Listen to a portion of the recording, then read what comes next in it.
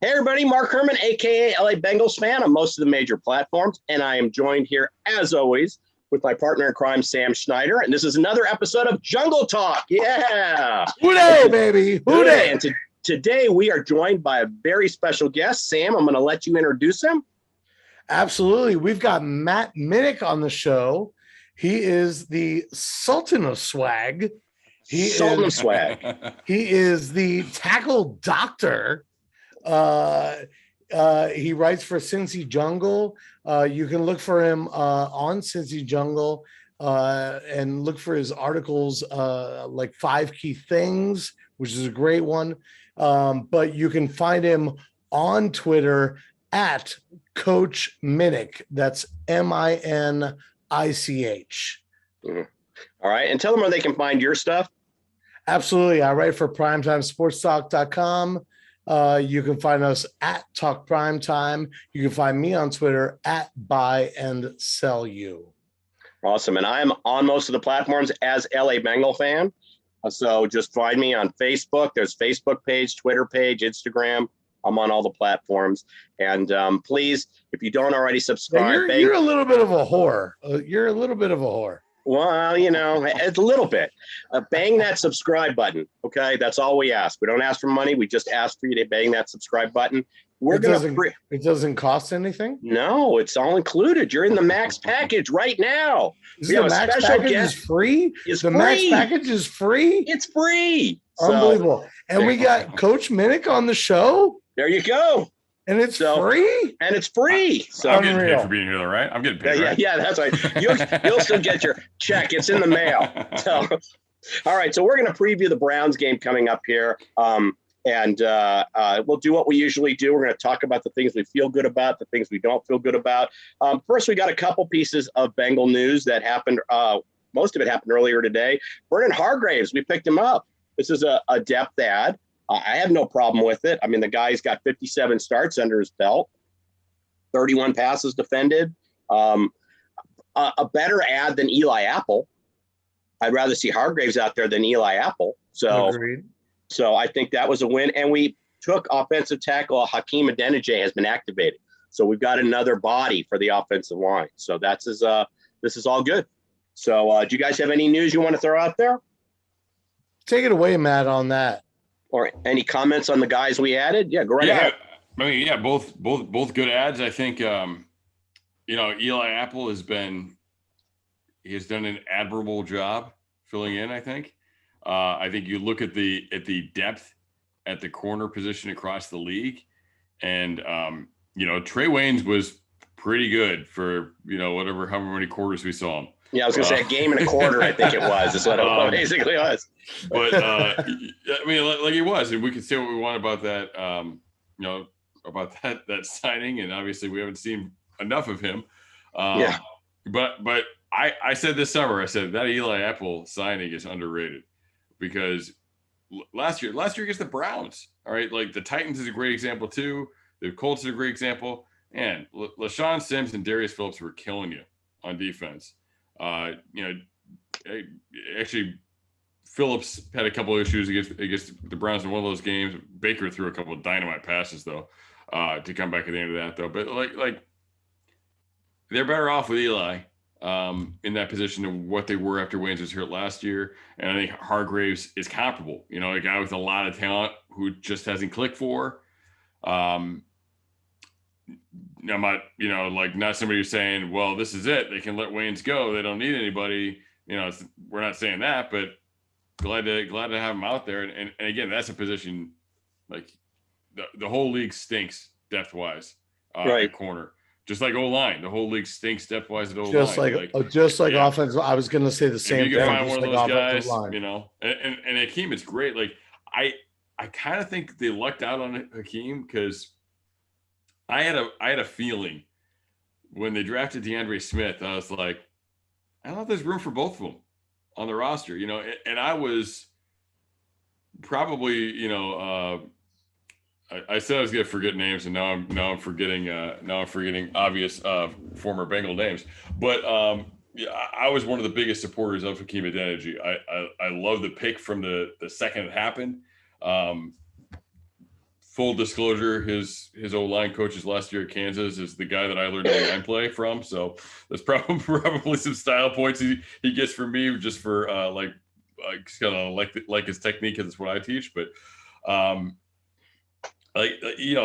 think we all liked him, and I was very high on him. But whereas I don't know how many they're going to roster. So fortunately, he sticks around, and it looks like they're in a position where he could get a chance at some point. So and here's my question is, like, I mean, where do they? I mean, depth is great and everything, but like, where do they play? Because it seems like both of those guys are probably more suited for like left guard or left tackle. Unless I'm mistaken, you guys can correct me. Whereas, you need more right side of the line, because Jonah is doing fine at left tackle. So so I'm just kind of curious, and Spain has been playing very, very well at left guard. So is this just depth for Adeniji? Is that what it is right now? I mean, we knew, or excuse me, last year when he made his first appearance, we made his first start, people were a little upset that they were putting him at left tackle. Because I think they put Fred at right tackle. That was that game where they had no starting lineman, and they somehow won the game. Well, we didn't have a left tackle at that point, I think. Yeah. Well, I mean, because Jonah was out. So I think that probably indicates that he's more comfortable at that spot. Unfortunately, he missed so much. He missed camp. You want to work those guys around. I know Jim Turner and they were playing him a little bit of guard and stuff in the preseason last year, but Pollock hasn't seen him do that stuff. So, it'd be interesting. Like, he's got to get comfortable. Like, he's been practicing obviously, but he's got to get comfortable. And then you got to see where Pollock is comfortable with him at. I mean, I would imagine for all of those young guys, the ideal thing is that one of them is the right tackle of the future. Right. Because that's obviously the most, premier spot that you're looking at. And say the same thing about Jackson Carman. Like, I'm not sold that he's not, that's not what he is in a year or two. Right. So I would think that they would have been trying to work him at right tackle. But yeah, I don't know. Cause I don't think Carmen's done some good things. I think you probably want to keep riding with him. I don't think Adeniji's. It'd be different if you were getting somebody who you're not going to get more consistency out of Adeniji at right guard, and that's what you're lacking with Jackson right now. With Jackson Carman is that consistency, because I think we've seen the upside potential. So I don't think you mess with that for Akeem Adeniji right now. Yeah, I think unless he's snapping, you know what I mean? Like Adeniji is in the past. So he's basically depth at this point. But could be more in the future, right, Mark? Yeah. No, and our weakest spot on the line is center right now, and it's just because I don't think Trey's back at 100%. So. Mm-hmm. Yeah, and the other Trey, I think, has proven to us that he's not ready. No, he's not ready to be a starter. I think Trey Hill could be a good offensive lineman, but I don't think he's ready. Yeah, they chose potential over depth they chose the upside over the reliable backups on the O-line. Like, you look at, even Prince, and Fred Johnson barely played in the NFL. And then you've got the three interior guys that started the season with as backups with Carman and Smith and Hill. They're all rookies, so it was a ballsy move, but it's it puts them in a tough spot. Yeah, I mean, Mark will appreciate this, because this is my broken record take of Jungle Talk, and that is we are the fourth youngest team in the league. I was waiting. I knew where you were going. I say it every fucking week. I say it every week. So, I don't have a problem with going for potential. I know that some of our viewers don't appreciate me saying, like, hey, let's ease up, let's pump the brakes on the playoff talk or what playoffs, playoffs, pump the brakes on that. But, that's how you build a team is you build with potential. You get guys that that down the line are going to be really good. So, well, I would love to make the playoffs this year. If nothing else, first of all, I think Burrow could actually win a playoff game this year. And second of all, think about where the Bills were. They checked out in the first game. Then they made a deeper run. Now this year, they're positioned to be one of the favorites in the AFC. It's baby steps. The team grows if they win the division and get to the postseason. So I'm still with our record. And when we look down the line, I still think playoffs are a possibility here. So, I'm going to be the cup half full guy, and I'm going to go playoffs for sure. We're talking about for sure playoffs. So, there you go. So let's get into what we're feeling bad about, and then we'll transition into what we're feeling good about. I'll throw a couple things out there. Number one, that we're facing the NFL's best rush offense. And Chubb is returning this week. So we know Kareem Hunt, but Ernest Johnson showed some flashes last week. I mean, he can move the ball. So we're going to be facing a formidable run game. Now, we're 7th against the run, but that doesn't mean that Cleveland's going to change what they do. So that's the first thing I'm not feeling that great about in terms of, having to go up against this run team. Because I remember, and I know we were a different team last year and a different defense, but man, that Thursday night game, they ran the ball down. They were running for an average of 10 yards every time they touched the ball. So, that's something that concerns me going into this game. So what do you guys think? I mean, that Thursday night game, they were so short-staffed in the defensive line, and they didn't have great depth in the first place, and that was when we all thought Geno was going to be something, and, I think Reeder missed that game. Tupou was out for the year. He opted out of that year, and, I mean, there were so many problems that year. But now we're coming off of a bad performance for the D-line last week. They were getting bullied, which didn't make any kind of sense. But they look bad. They look bad against the run. They look bad against the pass. So this is definitely a test for them. With the Browns, obviously, famously, Bill Callahan's the O-line coach, and they dealt with their O-line issues that they had completely differently with what the Bengals did. They hired the big name O-line guy, and they spent money and a top pick, right away to shore up those positions. I think you mentioned Conklin's out, but this week, but that wide zone / outside zone scheme, like when that really got to be big, actually, it's kind of funny. Like people actually credit the first time it was really good. A little bit of history. I've heard O-line guys talk about the first time that the outside zone was really run well was Jim McNally with Iggy Woods. But the time that it was really dominant in the league was with the Broncos, and it's Alex Gibbs. Alex Gibbs is the godfather of the outside zone scheme. And look what the Broncos did in like the late 90s, early 2000s. Like Terrell Davis, Hall of Famer. Yeah. But then he was out of the league, and they were Mike Anderson.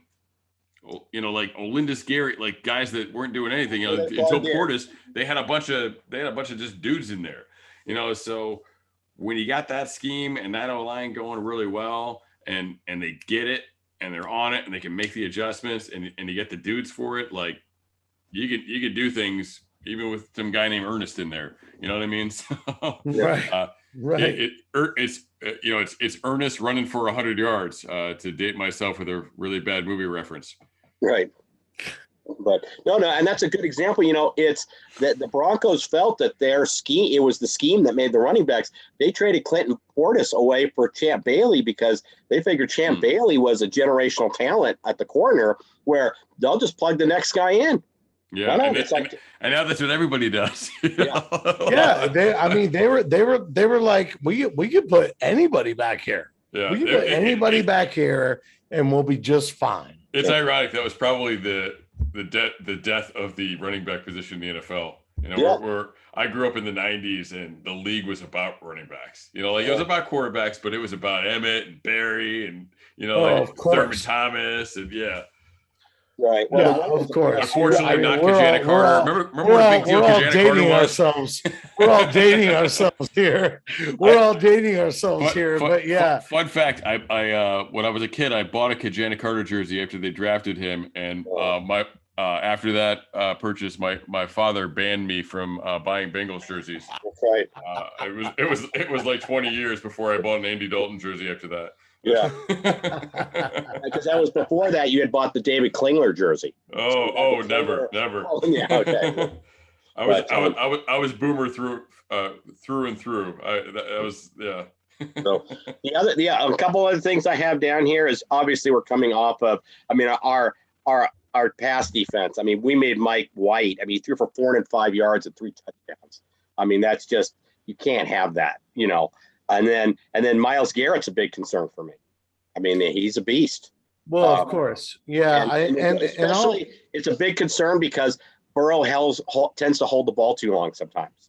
Yeah, he does. And so with Myles Garrett there, I don't want to see a whole scene like the Mason Rudolph thing in Pittsburgh. Where he goes rogue, and that just no. Yeah, and in the last, I think maybe the last 2 videos, I've mentioned Burrow holding onto the ball a long time, and it's because it's almost like it's the college mentality. You want to go for the home run ball every time, like that's what you want. You want that 55-yard score every single time, and in the NFL, you can't always do that. Which is also why, Tyler Boyd he's only at 398 yards this year. That's not terrible. And he's got like 11 yards a clip. But, I think that in practice, they need to be saying, dude, you got to go over the middle sometime. Right. Because even when Uzama, when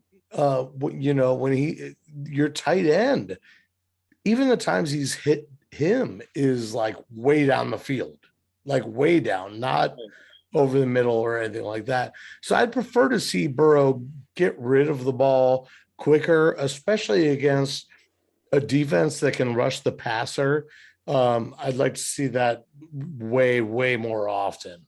I don't know what you think about that, Matt. Yeah, I mean, I think there's a time for that. I think we see a lot of that out of the empty stuff. He knows he's got to get rid of the ball.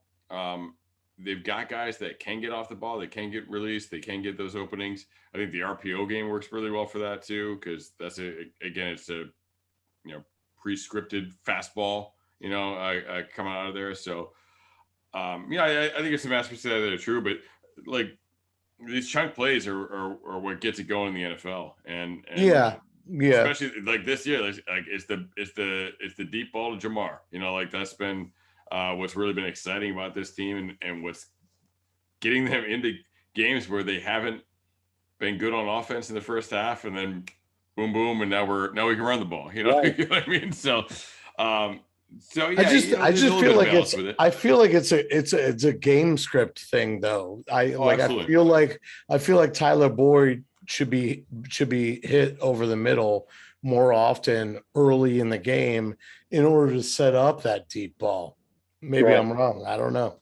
Well, I think you should spread it around more. I think you should, go through your reads, but you can't be looking for Jamar. The tip ball on the interception against the Jets where they took the lead. I mean, he's trying to force a wide receiver screen. I mean, it's obvious Chase is coming back. They saw it coming, jumps up, interception. I mean, when you see that you're getting pressure from that side of the line, switch to a different play. Well, that was just a terrible throw. He should have thrown it away. Well, I mean, that's just a whip around and throw the ball thing. Like it's like the design of the play. You can't really see it. That's why it's not a great call. He should have I get why they made the call. He should have just thrown it over the sideline. Yeah. Personally, like the only reason you make that, the only reason you call that is because O-line isn't good enough to run out the clock there. Right. Like if you believe in your O line, you don't run that damn play. Like Right. you run the ball, you get the first down, you work the clock. Right. But I think that was they know we're gonna run it. Let's do this. Let's hit him. Let's hit him. It's Jamar. Maybe something will pop. We'll get in position, and then they'll chill their backside pursuit a little bit. I think that was the idea behind it. Right. I don't love it, but I get it. Like that's how I was with Lou Anarumo for the first couple of years. Like there were a lot of things where I was like, all right, I get it. I don't know if I love it, but I get it. Right. But the only part that you're leaving out in that, Matt, is that we're gonna try it, but if it's not happening, we're just gonna throw it away. And I know that it was a turnaround and throw, but you know what I mean? He was if anything, he was blanketed in double coverage. Just chuck it away. Like I think you're eating it there. Like I don't like you can't even throw it away. Like you just got to take the sack, which either it's a loss of a couple yards and it's 40 seconds, which might be more valuable at that point. You know what I mean? Yeah. So, yeah, I agree. So I mean, if you get something going on second down, the 40 seconds is beneficial, but then you're getting behind the numbers and that stuff too. So sure. Anybody else have anything they're not feeling good about? And then we'll transition over to the good. Well, I'm still not feeling about, I know you already mentioned it, but and I'll correct you a little bit, Mark, because Chubb actually came back last week. Oh, okay. But he's 106 for 584 on the season. He's one of the best running backs in the league, and he's a little underrated, I think, because he's in Cleveland, frankly. Right. Although he doesn't get a lot of work out of the passing game.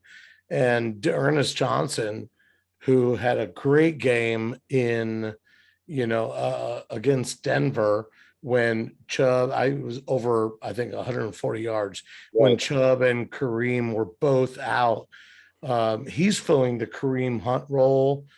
I'm a little more concerned about Ernest Johnson on the, the running back screens and the running back, the swing passes and such like that, because we've always been susceptible to that. Although this season we've played way better at containing the edges than we have in the past.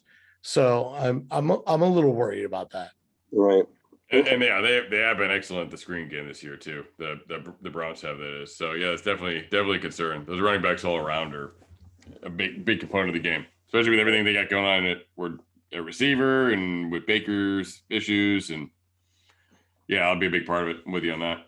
Yeah. I also want to mention, with it looks like OBJ, he's been dismissed from practice the last 2 days. And there's a lot of Bengals fans that are like, great, OBJ's out. And I'm like, I don't know, because, Jarvis Landry hasn't been playing a whole lot this season. He was injured to start the year. And he's 16 for 182 in, I want to say 4 games probably. He's going to get a lot more targets. That's your slot guy. So, I'm not saying I necessarily feel really bad about it, but Mike Hilton needs to be on his game on Sunday. Right. Now, Jarvis Landry had a couple ugly drops. I mean, he did not help Baker Mayfield, especially on that last drive last week. If you watch the end of that game, I had bet Cleveland second half, so I was rewatch the end of that game to see why I lost my money. And right. So, because I don't place bets to lose. And right. I think he's just shaking the rust off. Catch the ball. I think he's shaking the rust off. And we as Bengals fans, we always say this: when somebody needs to shake the rust off, who do you face? The Cincinnati Bengals. Yeah. Always. Right. And it never fails that somebody that has no business doing what they're doing, take Mike White, for example. Yes, I was going to say last week. although I will say Mike White actually looked really good. But yeah, anytime somebody needs to shake the doldrums off, it seems like the Cincinnati Bengals are like, the perfect Robitussin for that sort of thing. Yeah. Yeah, we're going to transition to the good because I think there's some good here. Let's talk about some good. Let's talk about some good. So, which you talked about OBJ. That's a great transition over. We're catching the Browns at the right time. I mean, if you look at the injury report, we have 5 guys listed, and they have like almost a full page of guys listed. So Right. we're catching him at the right time. No Kareem Hunt, who's given us problems. OBJ drama, he's not going to be playing. You have all that going on behind the scenes. You got Baker Mayfield basically playing with one arm. Granted, it's his throwing arm, but still, he's going to take hits. We're going to get to him. Hendrickson, we're going to get hurries. We're going to get pressures. So he's going to feel stuff on his other arm. So I think that plays in our favor. And I'm going to throw this out there. We're pissed. I mean, you had 3 guys on defense come out together in a presser because they were embarrassed with the way the defense played. They realized that Mike White put 405 yards up on them. They came out there as a group. Burrow was pissed. And I like it that Burrow's pissed because I think he comes out and I think he has a great game this week. So I think it's that we're catching the Browns at the right time and they're catching us at the wrong time. Right. Because and we're coming home after a 3-game road trip that we went 2-1 on. So, right. So those are 2 things I'm feeling real good about. All right, Matt, what you got? I've got to, you reminded me because I've been doing this every day this week and I hadn't done it. I hadn't done it yet today. So I'm going to, once again, retweet the video of Ed Reed at halftime saying, I put my heart in the shit, dog. We're not, we said dominate. We're not doing it. Because I absolutely love it. And I don't know who's doing that in the Bengals locker room. That's what that retweeted. That's what that performance said to me. It was like you saw Burrow get pissed. You see, these guys, you hear about the chemistry, you hear about the culture, you hear about everybody loves each other, and that's great. And you need all that stuff. But you need that guy who doesn't give a shit about everybody. I can swear on this channel, right? Well, whatever, I already did. Yeah, I already checked. It's not for kids. Don't worry, we're not flooding. So, you need that guy who just doesn't need to be friends with everybody and is just gonna say, "This is not good enough." We are not doing it. You need to get your shit together, and we all need to get our shit together. And Burrow seems like that type of leader. But, we didn't see that change at halftime in that way, and we definitely didn't see it on the defense. And Burrow can be that guy for the defense too. I guess it works both ways, but certainly when you're the starting quarterback should be able to get the defense fired up. We've seen the clip of Joe Burrow talking shit to Devin White in spring ball at LSU. You know what I mean? Before drills, where was that? That's what they need, and that's what drove me crazy. I was like, where's the desire? Where's the being pissed off? The defense last week, it just looked like everybody was saying, well, somebody else will make the play. It was just there wasn't they weren't getting there. They weren't on fire. There wasn't the passion. There wasn't the I need to make this damn play right now. Yeah, It's exactly what we didn't see. We saw that against Baltimore. We didn't see it last week against the Jets. Yeah, I mean, I totally get that because honestly, the really great quarterbacks in this league's history, will walk up and down the sideline at any moment and yell at guys on the sideline, even if it's the defensive line during a timeout or something like that. And I mean, I'm not saying you got to put anybody down, but you got to get people fired up, like you just said. And Burrow has that respect, you know what I mean? He can be that guy. It's got to be the right that guy. And he is that guy, but it didn't come together. It'd be great if the defense had that guy themselves. I think Von Bell actually played a pretty good game statistically. I think he had one coverage breakdown that wasn't very good, but He's the one that ran down that and pulled out that fumble. And that was a good play. You know, it was a bad play at the beginning that they gave up those yards, but like, you know, you saw those bursts of some things, but like, yeah, it was just that person's putting their, you know, stake in the ground and getting everybody else going there. And yeah, well, I mean, I mean, if you're the quarterback, whether it's, you know, offense or defense, you're the leader of this team. You know what I mean? Everybody looks to you. It doesn't matter what your age is. Everybody looks to you to be the leader. So you have to do it regardless of how your game is going. And that's what you really got in Burrow too. And that was the advantage of Burrow, because like there are bigger arms in the league, you know, but there aren't a ton of bigger personalities. Let's put it that way. You know, and I think that there are some of these guys with really big arms might not be really that guy. So you got to put all the right things around him. And that kind of gets into building such a young team. You know, I think that's part of it too. You know, you're feeding on the energy of your coaching staff, which is pretty young. And even Lou Anarumo, who's older, is not experienced at the position he's in. You're building off of a young quarterback. You're putting young receivers out there. You're rolling with it, you know, like, and you got to feed that energy, and you've got to have that type of passion and desire and stuff, because you're going to make mistakes because you're young, you know, like. I think you got to play off all the good of being a young team too. I think a great example is not that he, you know, went very far because of the organization, but a great example is Phillip Rivers. You know, he was a really fiery dude. He did get his team fired up, both offense and defense. Whether it translated to wins or not, really, to me, has, you know, very little bearing. He certainly wasn't doing anything wrong. So I've got a couple other things that I want to talk about. The shutdown defense that the Browns have, while it's shown up this year, it's shown up against the lesser teams. When you look at what Arizona did, you know, and what San Diego, there you go, what the Chargers did. I mean, those teams put up a lot of points. So they did have some shutdown weeks, but they were not against quality opponents. So that's one of the things I'm feeling good about. And the defense on a whole hasn't taken away the ball a lot. I mean, they have 3 interceptions and 2 fumble recoveries. You know, we're through 8 games.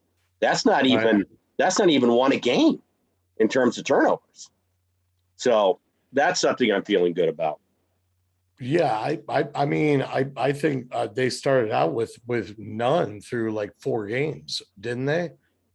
Maybe I'm mistaken. I just have the totals. So yeah, you know, I think those games were shootouts last year, and I forget it. I put it in my you know, another shameless plug here, but the 5 keys to success against the Browns article. I short the exact numbers, but like I think the record that Burrow just broke for most yards was one of the Browns games last year. And I think his most attempts in the game was 61 in the other game, not even the one he threw the most yards. So they were throwing the shit out of the ball. Like those things were shootouts, and people act like the Browns kicked their ass last year. They didn't. Like they were in those games. They were in that second game, especially the first one. They got ran all over. They were but I mean, the defense was just done. Regardless, it was I think the first one was 37-34 and the second one was like 35-30. Yeah. So they're high scoring games, and of course we'll get to predictions on what we think the score will be at the end of the game. But you know, every time we talk about this AFC North matchup, we always are like, it's going to be 14-10, and we're just going to run against each other. And for some reason, when the Bengals and Browns get together, it's a shootout. It ends up being a goddamn shootout every time. So you look at their wins this year when they've had shut down. Their defense has shown up. You know, 26-6. It was against the Bears. And it was after Dalton was out, so they got Justin Fields on his actual first start. 14-7 against Minnesota. Okay. 17-14 against Denver. I mean, when their defense, I'm talking about when they've held teams down, those are the teams they've held down. Right. So when they faced the Chiefs, they gave up 33. When they faced the Chargers, they gave up 47. When they faced a quality opponent, that defense has not delivered. When they faced Arizona, they gave up 37. Right. So, I mean, we can well, but that's points. also a different defense too. It's gonna be interesting to see what they do defensively against this team, because like you already saw Marlon Humphrey not be able to handle Chase. Yeah, not at all. Not even close. And Baltimore will revisit that scheme next time we see them. Oh, yes. That's going to be very interesting to see how that plays out. But and then you see the Jets do the opposite. The Jets focused a lot of attention on him, not just one person. With the Browns, people are going to hate me. This is going to mess up your comments. Denzel Ward is really, really good. You don't mess them up. Don't worry. Say what you want to say. Denzel Ward is an elite corner, and Denzel Ward can shut down people you don't think he can shut down, even though he's little. Like big, tall receivers and stuff. Like, it doesn't matter. Like, Denzel Ward is freaking good. No, I agree with that.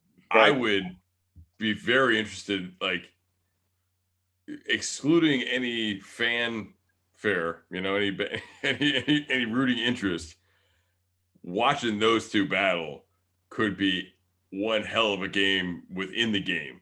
Right. So if that's it, are they going to do that? After seeing what happened to Marlon Humphrey, do they think that Denzel's better than Marlon Humphrey? And do they have that kind of confidence in them? Or are they going to put a lot of attention there? If they put a lot of attention on, basically, like, the way you look at it is either, like, essentially you play like kind of like a cover one sort of thing, and the smarter way to go usually is don't put your best guy on their best guy, put your best guy on their second best guy, right, and put the safety over the best guy. And exactly. That's what, like, you see the Patriots used to do that all the time. Like, Patriots do that all the time still. Like Gilmore, was never necessarily Gilmore. You know what I mean? Wait, formerly Gilmore, guys like that, they weren't always on the best guy, they were on the second best guy. So do they take that approach? Which, hey, maybe that makes it a Tyler Boyd game, because maybe that is effective. Putting a guy like Ward on T, even though T has that size advantage. So I think that's going to be really interesting, especially if you're looking at it as a potential shootout. That was part of what I was saying about, how I wanted this to be a Tyler Boyd game. Yeah. I'm like, you know what? It's an AFC North battle. Like, dump it off underneath. You don't have to hit the home run ball every time. Right. I know it's fun. I know we love to do it. The question, I think, just is, how big are Joe Burrow's balls? Because if he just decides he's going to do it, he's going to do it. He's going to throw it to Chase, like, way the fuck down the field, when he probably should hit Tyler Boyd for, 20 yards over the middle. Right. So, and I'm not saying there's anything wrong with that, as long as you hit one or two of them. But I agree with you also that T. Higgins, he was a little rusty last week, had a couple drops that weren't pretty. But he seems like the type of guy, to me, I don't know for sure, seems like the type of guy to me that bounces back from, a game like that and snags those catches. You mean Chase, right? And actually, that's the most exciting part about the Bengals right now, in my opinion, is because they're so young. Anytime, whether it's defense or offense, anytime that they fail, they're like, yeah, that's not happening again. Right. So I get excited about that. I think that's really exciting. All right. Well, let's jump in and give our predictions. Who wants to lead off? I'll do it. Go for it. I wrote it in my picks for Primetime Sports Talk. I'll put those down in the comments. I'll also grab Matt's keys to victory, Oh. and I'll put those in the comments too. This for usually anybody. happens at some point during a podcast. No worries. So. I got 3 Yeah, rest. no. Don't worry. All good. 100%. We'll get them there. But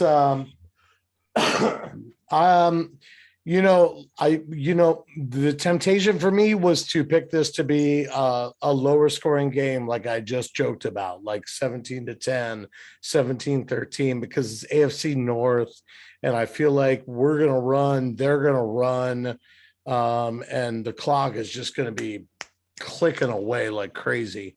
But looking at the past visits we've had, like I said, last year, Cleveland 37-34, Cleveland 35-30. We've lost the last 5 of 6 to Cleveland. Prior to that, we won 7 in a row. I think it's going to be a high scoring game. But in the end, I believe that the middle of our line gets to Baker Mayfield. And I also don't believe that his shoulder is right. And I don't want to wish injury on anybody, but I think we're going to knock him out of the game. I mean, I think at this point, it's just, he's 1 sack away from basically finishing the season on the IR. So it's a long way of saying I've got the Bengals 27-24, and I think the 24 from Cleveland comes from a really late touchdown. I think the Bengals are well ahead at that point. Okay. All right, Matt, you want to go or you want me to go? I think it's a get-right game. Okay. I think, the defense has got to hold them. I think the defense is going to be up for the challenge. I think you see the Browns haven't been able to score a lot of points. They scored a bunch of points on the Chargers, and the Chargers are terrible at stopping the run, and the Browns are great at last against the run. So that's a matchup issue. And the Bengals really need to step up and show they can stop the run, because we've seen it. They need to show they can do it. So I would like to think they're going to have a chip on their shoulder about that. And the Bengals actually have been able to score 30 points the last few weeks. We need to see that trend continue as well. Miraculously. I'm going 31-12 Bengals. Nice. Okay. All right. Nice. We actually are like-minded here. I think the defense was embarrassed last week. Mm-hmm. I think they were embarrassed by Carter running the ball, and I think they were embarrassed in the secondary. I think their tackling was atrocious. I think they come out with that same kind of focused attitude they had against Baltimore. We're at home. They're pissed off. I think that they right the ship on defense. I got a 31-21, and I've got the 21 is a late touchdown by the Browns. I think that's a late touchdown. I think we take control of this game. I do see us putting up a 30-burger again this week, and I really like the Bengals. Like I said, I think we're catching the Browns at exactly the right time, and I think they're catching us at a horrible time. They're catching us coming home on a 3-game road trip after a 3-game road trip, where overall we still feel really good about ourselves. We went 2-1 on a 3-game road trip. So including a huge win in Baltimore. I think this team gets right. I agree it's a get right week. And like I said, I think we come out with an attitude. I don't think they're going to take anything for granted. So you're talking about, Mark, we've got not only did we just have a road trip, but we've got, I think, 6 of the remaining 9 games are all in Cincinnati. Yes. That's really, really awesome. That's way better than the alternative. So to have the record that we have right now, I think is a great thing. Yeah. If we can win this week, we could be 6-3 going into our bye week. This would be great. Yeah. So, and already beat the Steelers and the Ravens at their house. So those are home games next time around. So let's go 3-0 in the division on Sunday. There you go. So with that, go ahead and remind everybody where they can find your stuff, Matt. So everything ends up on Twitter at Coach Minich. It's the end of Minich is just like the end of Coach with the CH. So yeah, you can find all my stuff there. I do I put a lot of film clips up there, and then I do an article. I usually don't put a lot of information on Twitter. Like I just put up the clip and it'll be just a tag, but it's basically just set up so I can write an article on it later. So yeah, check out that type of stuff. For me early in the week, and then later in the week I do a 5 keys to success. Excellent. And my podcast also, you can download that on Apple or wherever your podcast. But that is the Coach Speak podcast, and that is under the Orange and Black Insider. Excellent. Yeah. Where they can find Orange and Black Insider and Coach Minich's write-ups are both worthy follows, worthy of reading. Really, really good stuff. You can find me on Twitter at Buy and Sell You. I write for Primetime Sports Talk. You can find us at Talk Primetime or at primetimesportstalk.com. And as always, you can find our fearless leader, Mark Herman, at LA Bengals fan on pretty much every major platform. Everywhere. I really missed an opportunity to go full Bond villain when I was predicting my score. That's right. Oh, you should. 31-12. Yes, I think we will win this one. Such a pity, Mr. Bayfield. There you go. So we will be back as always with our recap right after the Browns game. Hopefully we are blowing the victory horn, which we did not get to blow last week, and I thought we would. And hopefully we're 3-0 in the division going into our bye week. So with that, I'm going to say hoo-day, everybody. Hoo-day. Hoo-day. See you after the Browns game.